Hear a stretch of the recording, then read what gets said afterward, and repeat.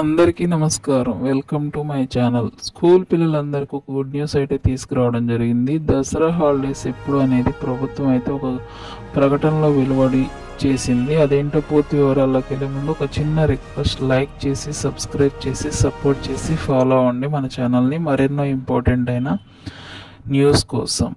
Thank you for your great support. మనం టాపిక్లోకి వెళ్ళిపోదాం. అక్టోబర్ 3 నుండి 13 వరకు పిల్లలందరికీ సెలవులు ప్రకటించిన ప్రభుత్వం అయితే